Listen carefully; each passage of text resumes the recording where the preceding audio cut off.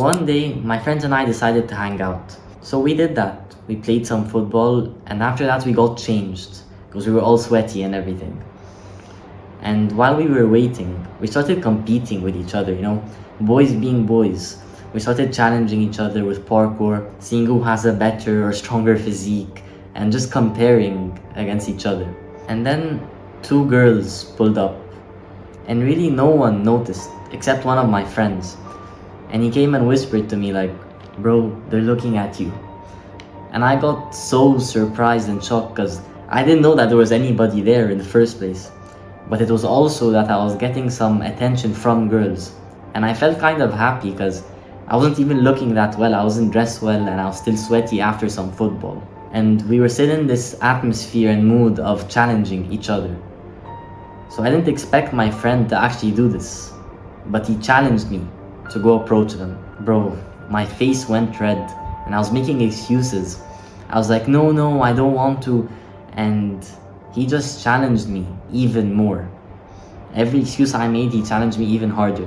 He told me that I wouldn't be a man if I didn't go and approach.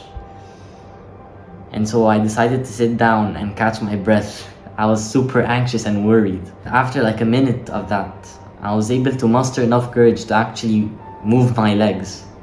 And I just stopped thinking. I had the conversation planned out and I knew exactly what I was gonna say. And I just took action. I stopped thinking. I stood up and started walking towards the girls. And my heart started to beat so fast. And then I reached them and I said, "Hey, how are you?" And when I was waiting for the reply, my legs felt so weak and wobbly. My heart was pounding even harder, like it was gonna come out of my chest. And I completely forgot everything that I was going to say. And then one of the girls replied, "Oh, are you talking to us?" And I awkwardly said, "Yeah."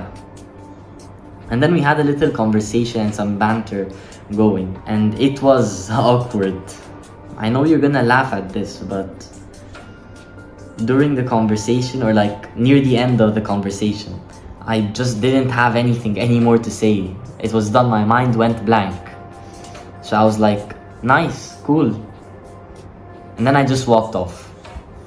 No bye, no, I didn't get the number or anything. I literally just walked off. I can't exaggerate this. That's exactly what happened. And I'm kind of cringing right now just thinking about it. But then I realized that the mission wasn't complete. So I went back and tried to get their numbers, and I'm just confused as you are. Like really, I was able to get her number. And I can't believe it, just like you. Somehow I got her number. For me, that was a huge win at the time, even though it was super awkward. I had never done anything like it. And I actually started to improve myself around this time. I started taking action and trying to be more social. So this wasn't the beginning, this wasn't my first stage. This was after some time of improvement. People used to think I was this introvert, like antisocial, and I was anxious with talking to people, and I was scared, and I was always in my head. And now they gave me a complete 180. They think I'm this social extrovert that doesn't really care what anyone thinks. And I'm going to tell you exactly what I did to be social and comfortable talking to really just anyone. So the first thing is that you don't need to be scared. There's nothing to worry about. I know it's easier said than done, but it's the truth. Just think about it logically. What are you scared of? Rejection? Well, really, there's nothing to be scared about rejection. You just go on with your day, and the person you were talking to already forgot or will forget in that day. So it's just in the past, just throw it away, don't overthink it. And the reason we're kind of scared of rejection is because for our ancestors, like thousands of years ago, rejection basically meant death. Whereas just as I said, nowadays it means nothing, nobody cares. And in fact, you reaching the stage of actually getting rejected is a success in itself, because you were already scared to approach and you didn't want to, but you did it anyways, and you reached the point where the person was able to reject you. That's a huge win. And the second tip for starting to talk to strangers is to get in the mood. This is so powerful, because if you're bored and you've been scrolling on your phone for hours and there's nothing going on interesting, well, the conversation is gonna be super boring because you have nothing to talk about. And it's gonna be awkward and you'll be anxious a lot more than if you were just talking to your friends and you were super extroverted at the time and you were hanging out, having fun, trying new things, and then you approach someone. It's gonna be completely different. You'll have this fun energy around you and you won't really care what they think. And that will result in them liking you more and having greater success in your approaches or whatever you're trying to accomplish. Think of it as warming up and getting in this flow state.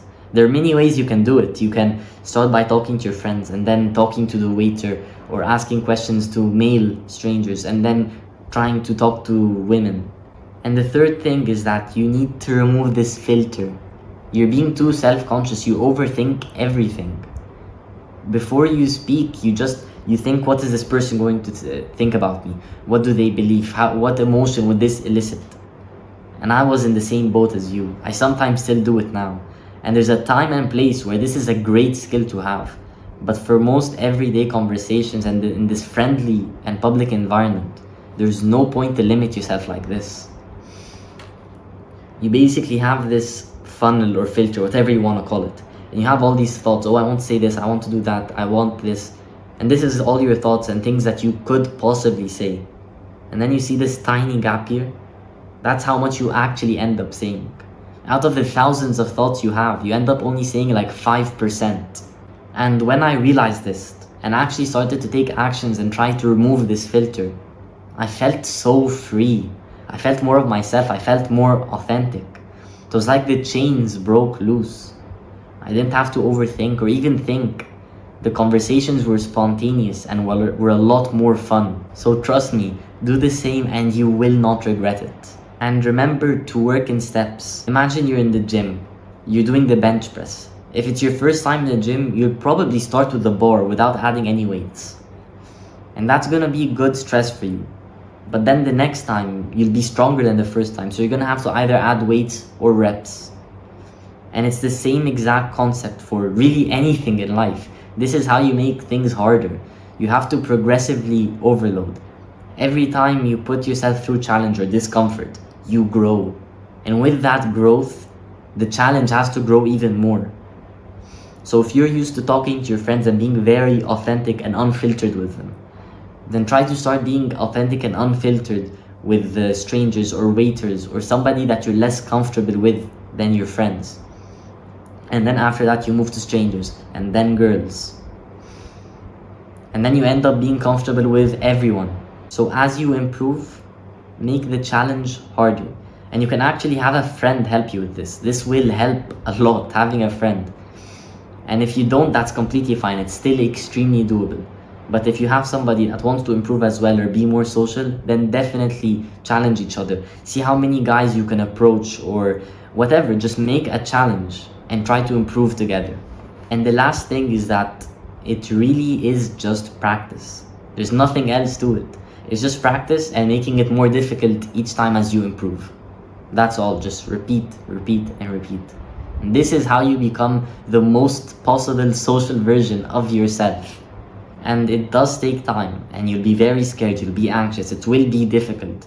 But over time, you can conquer it. And you grow with it, as I said. So in the first, at the beginning, you'll be scared, but then you'll become less scared. And actually, you become confident. So don't set up unrealistic expectations for the first time. You're not gonna be good, you'll be awkward, you'll be anxious, like the story I said in the beginning. But then you do it for a second time, and a third time, and a fourth time, and basically becomes second nature. You can do it, bro. I believe in you. Good luck, soldier. And as always, you're the only person that can make yourself reach success. And you're the only person that can ruin it.